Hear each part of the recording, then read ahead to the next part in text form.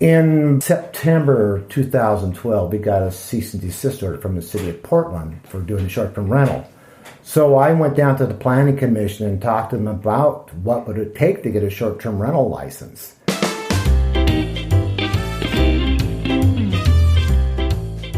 Hello, hosts and travelers. Welcome to the podcast Hosting Your Home. Each week, around the world, millions of guests stay in other people's homes using the Airbnb platform. Debbie Herder looks for stories that come from these connections. Listen in as we hear stories that teach us the human side of hosting your home.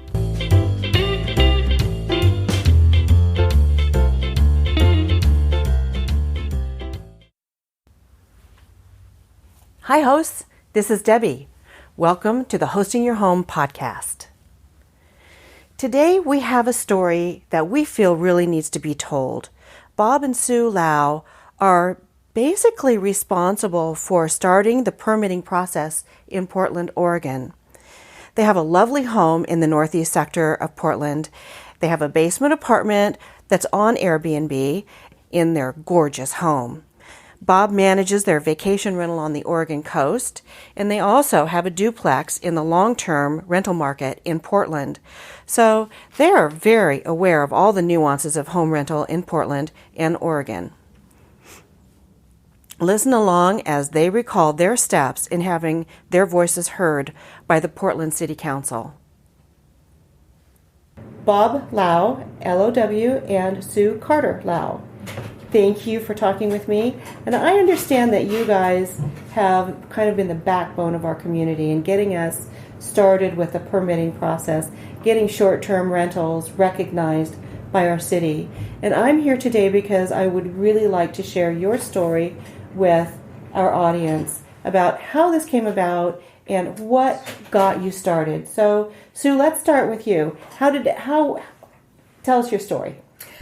Well, this was back in 2012 where we decided to do a major kitchen remodel, and we had a renter in our basement apartment who was getting ready to leave.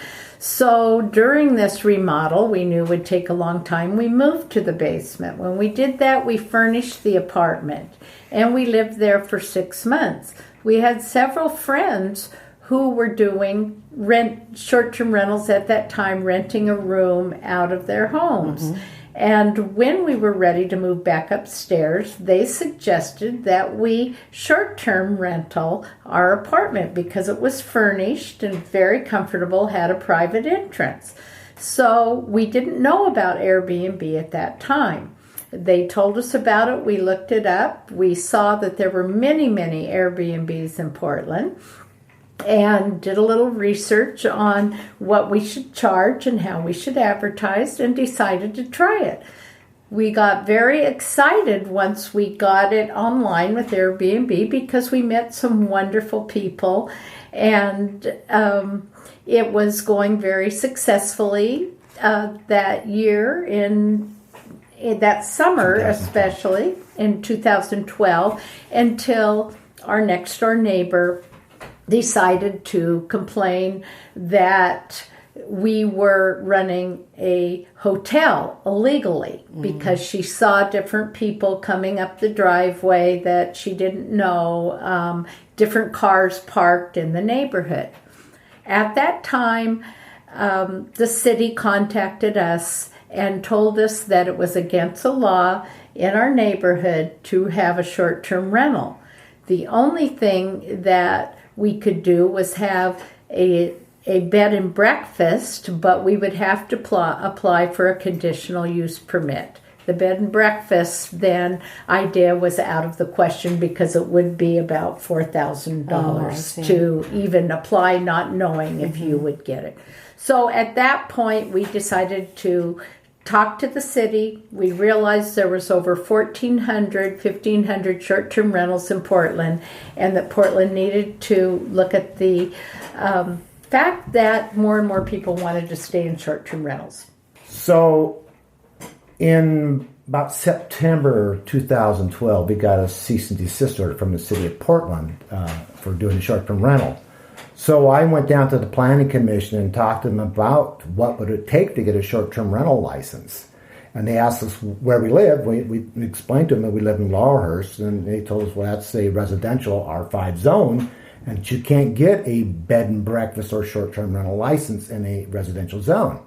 So I asked, well, there is a short-term rental by the Laurelhurst Park, and they said, well, that was a special situation. So that was that. So we decided to look into that. I started looking at the regulations as to what it takes to become a short-term rental, get an Airbnb or a bed and breakfast license. And it was a very arcane process. It required a Type 2 review, conditional review, which cost somewhere between $3,500 to $5,000 just to apply. Let me ask you a question here. If you're talking about short-term rental licensing and bed and breakfast in kind of the same breath, were they the same at that point? Yeah, at that time, Portland didn't recognize short-term rentals as a separate entity. I see. Either a hotel or a bed and breakfast. I see. So that's when we started thinking about what we might suggest the city consider. Because like I said, when we looked at these short-term or the bed and breakfast regulations, they're very complex and very expensive. And I would suggest that we suggest to the city that, most people or a lot of people couldn't afford $3,500 to $5,000 just to apply and find out they wouldn't necessarily be accepted to get their short-term rental license. So that started our quest to see about getting the law changed. Interesting. Okay, what happened next? So the next thing that happened was we did some research.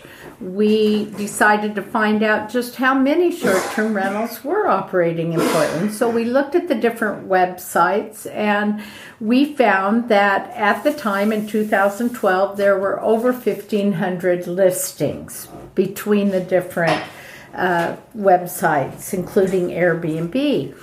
And that in January of 2011, there were 107 listings, but by June 2013, we found there were 1,005 listings, so it was growing substantially, and that was just Airbnb. So we decided to explain to the city that this was not going to go away, that they were not going to be able to shut down that many, find out, and that we needed to lobby for recognizing short-term rentals and licensing them. So we got an appointment with Commissioner Dan Saltzman and his policy manager. I don't remember his name at this point, but once again, we put together a PowerPoint laying out the number of people who were currently doing short-term rentals in the city of Portland. And we also did some rough conservative numbers as to what we're looking at as far as revenue generation for the city of Portland, because people were doing this and they were afraid to try to apply for a short bed and breakfast license. So you did a little mini economic impact study. Absolutely. And so we met with Commissioner Saltzman, and when we were finished, they suggested that this had merit, and they suggested talking to the other city commissioners. But the election had just been finished, and I had new commissioners coming in office, so we had to wait till the following year when they got into office, had time to settle in. So subsequently, we met with all the city commissioners. We met with Steve Novick, Nick Fish, and the policy manager for the mayor, Amanda Fritz. And Amanda Fritz was great. After we gave our presentation to her, she said, "I'm going to make this happen." So did you see these people separately, or did you have a group meeting with them? No, we met with each of the commissioners independently, and met most of the time with their policy manager as well as the commissioner. So you spent some significant time doing this. Yeah, we probably spent a year working with them. Wow.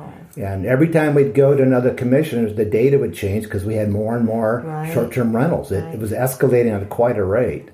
And so we just had, I think the commissioners really saw the benefit of doing this because the law was so arcane, so, expensive. And then besides the commissioners, we felt it was important to see the heads of the various bureaus. So we met with Paul Scarlett, who was the director of the Bureau of Development Services, and Susan Anderson. She was planning and Sandra Wood. And we also started going to the meetings that the city was holding in terms of the new comprehensive plan. And we presented at those meetings what they needed to include in the 2035 comprehensive Portland plan, and that they needed to consider this. Were you still solo at this point? Or did you have some other people starting to help you? We were pretty much doing it by ourselves. Except what we did was we knew a variety of people who had short-term rentals, some friends, and we asked them to write letters to the mayor and to the members of the city council to talk about their need to have short-term rentals, that they were operating without a conditional use permit, and that they had even called the city to ask how to get permitted, and they were told they couldn't. They talked about how they needed this Airbnb short-term rental to supplement their income. So at this point, also, we're talking short-term rental. We're not really speaking about Airbnb, right? No. Because Airbnb had not moved to Portland yet. No. Is that correct? That's true. Yeah, they were functional. They weren't residing with the office. They hadn't moved their Yeah, they were headquarters still out here. of San Francisco. Okay. So they were a presence online. And so how many people approximately did you have write letters?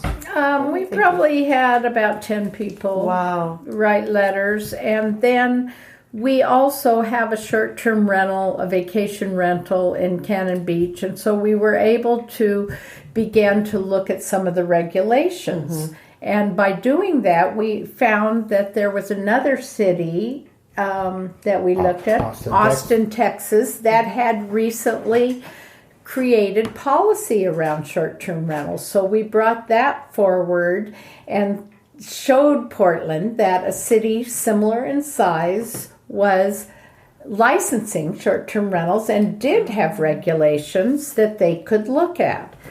At that time, we began to talk to Airbnb because we were on it, and they were interested in coming to Portland and helping to lobby. We sent them our PowerPoint with our action plan that we were presenting to the city, and were contacted by them to come together with some other Airbnb hosts to talk about how we might go about lobbying for regulations that would license our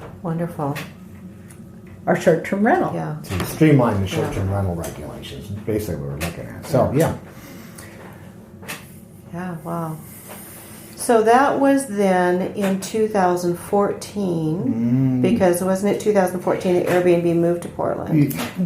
Yeah, so I don't think the short-term rental regulations being changed is in sync with them coming to Portland for their office. I think they came to Portland after the short-term rental law was changed. I don't think so. No, I think they were here, and I think they started because I think they actually passed the law in July or something of 2014. Right.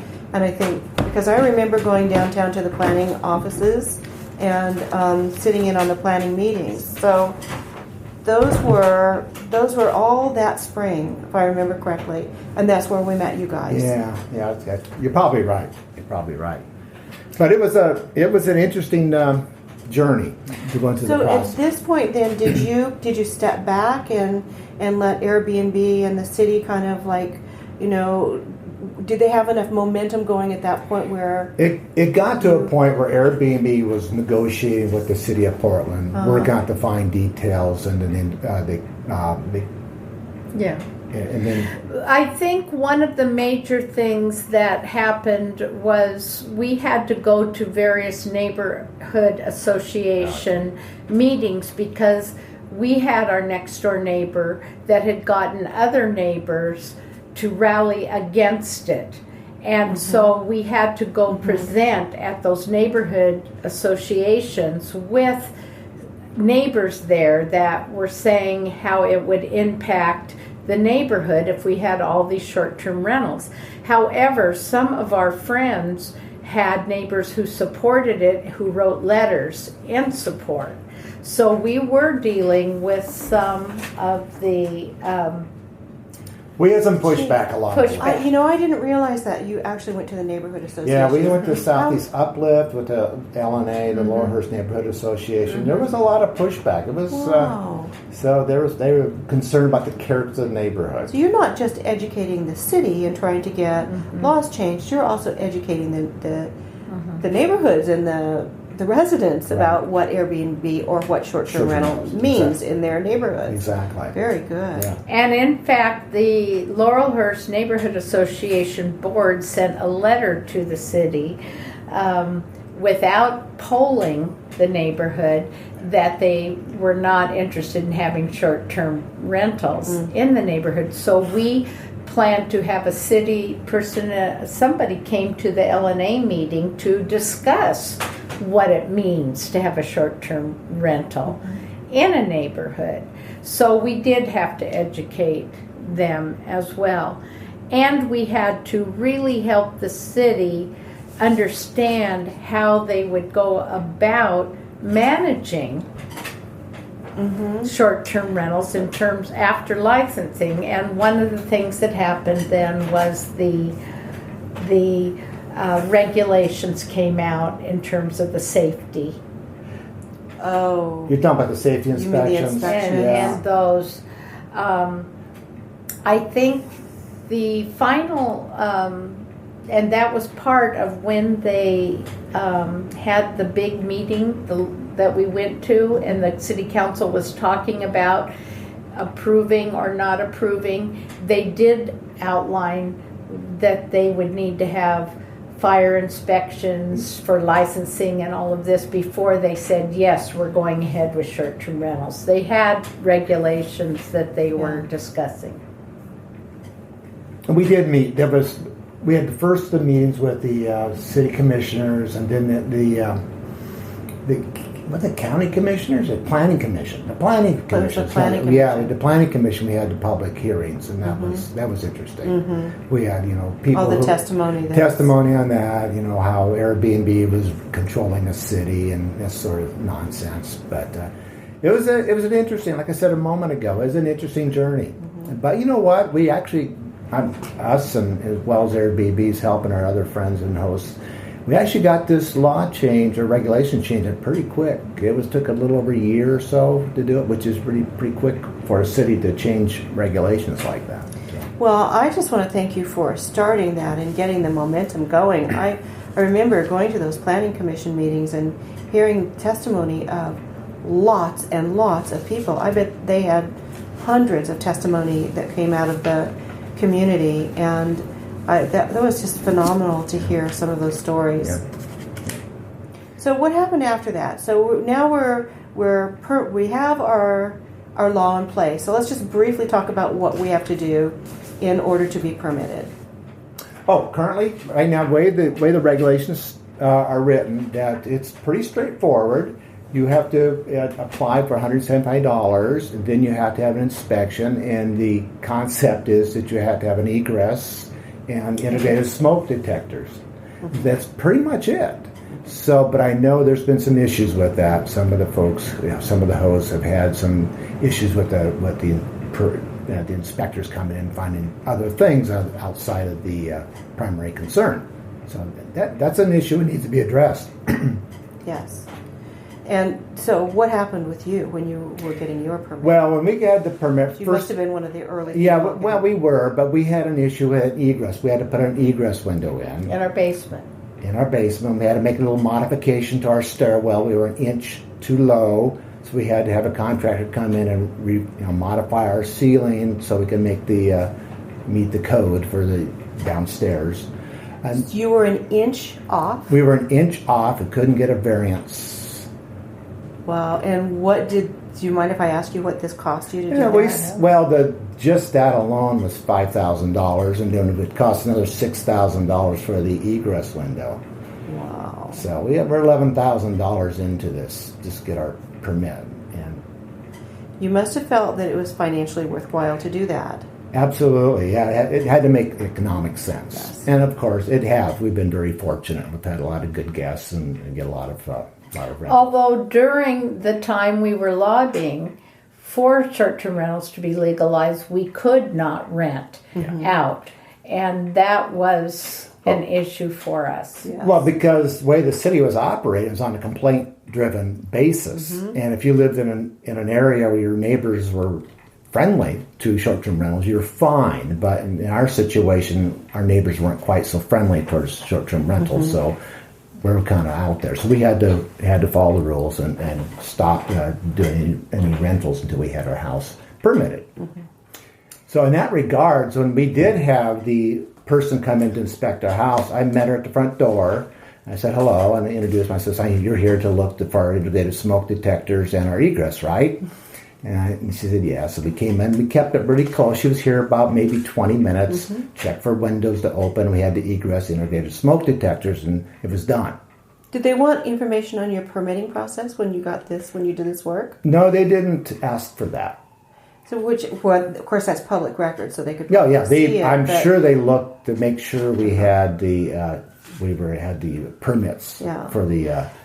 And that's accessory actually one of the biggest issues that's going on right now of why a lot of people are not applying for their permit, their short-term rental permit, because of the inspection process. Right. And those inspectors are looking for red flags that may indicate that some work was done on the property that was unpermitted. Right, and that was a big discussion during the time we're trying to get the short-term rental regulations changed. There was some concerns, a lot of conversation with the head of the inspection folks, and we were told it was supposed to be coming if they saw something obvious that needed to be addressed. That was fair. That was a safety hazard. Yeah, safety hazard, yes. But it was not supposed to be a witch hunt to look for things.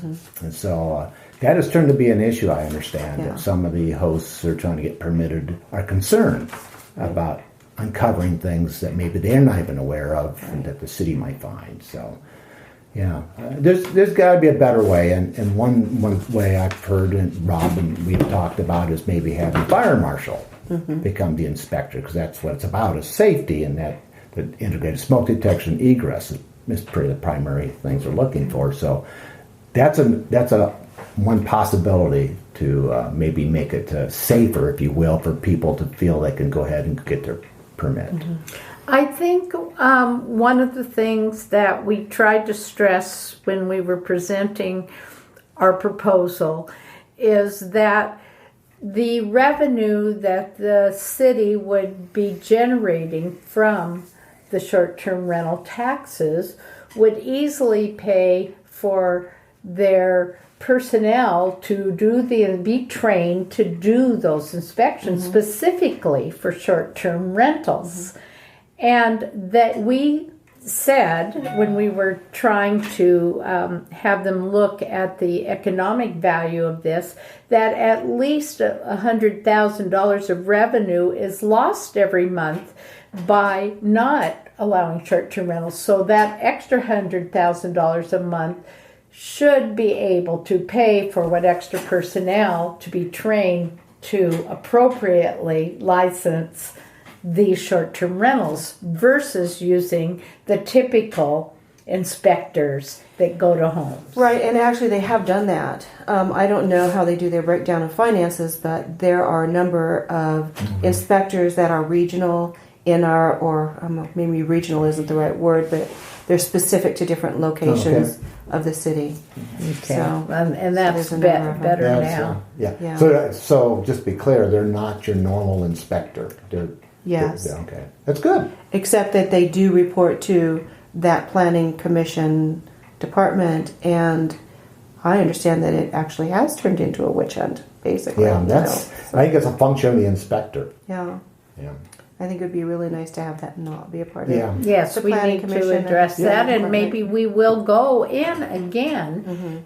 They know who we are, and discuss that. We did with them. Yeah. I forgot the commission. We met with one of her people about talking about the inspection process, and I think we kind of floated the idea of the fire marshal approach. And so we need to. That You maybe talked to something. Airbnb about that. No, I also talked to that. I can't remember the name right now, but there was some. We kind of floated that concept, and it kind of died.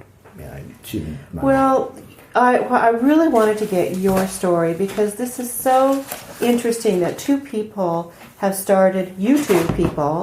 started this process, and all Airbnb hosts in Portland need to know who you are. Yeah. And I'm personally very grateful for you to have spearheaded this. Yeah, we're happy to do it. And Portland, I believe, is maybe, I'm trying to remember, I believe that Portland is the very first city worldwide to have a permitting process. I think you're right. After us was Amsterdam. And I think after that, then Austin actually passed. They had started something. They They had started. hadn't passed anything. Right. I think what was exciting for us after we got licensed and saw that the city was supporting short-term rentals was being asked to present at the first Airbnb Open Conference in San Francisco. And that was very exciting for us because we could share our journey. After that, we were contacted by different people from around the country asking how we went about it, and we provided information to them as well. Excellent. One gal in particular from I forgot where it was. New Mexico or whatever. So we were able to support other communities, and then shortly after that we heard that San Francisco was going for licensing after we had been there and presented. Yeah. So, well, very good. And so you now have your basement apartment that you rent out totally legally. Yep. And do you have guests there now today? Yep. Very Yep. good. Yep. And you also have your vacation rental at the beach. Right. At Cannon Beach. Right. That's right. And then we have another licensed rental, but we don't live there. The regulations say you must live a certain number of days in Months, or in the home to be able to rent out a space. So we have a duplex where we don't live, so we do rent that out for 30 days or more. I see. Furnished. Okay. But we are licensed to do that through the city. Great. Well, thank you, Bob and Sue. This is just really great. It's been a pleasure Really appreciate to it. share our story. Thank you so much. Thank you. Well, I find their story fascinating, and I want to take a moment to thank them personally for the work that they've done in getting us started. The Portland, Oregon area now, if you consider the metro area, has almost 3,000 Airbnb hosts, and a lot of that is due to Bob and Sue's efforts in helping us to become legal. So thank you, Bob. Thank you, Sue. So you'll find links to their properties on our webpage at hostingyourhome.com. And while you're there, you might subscribe to Rob's newsletter, and he'll send you a little note out every time we air a podcast. We invite you to visit our Facebook page. You can subscribe through iTunes. You can find us on Google Play and on Stitcher Radio. As always, we appreciate your comments and your suggestions, and we look forward to next time. Thanks for joining us. Bye-bye.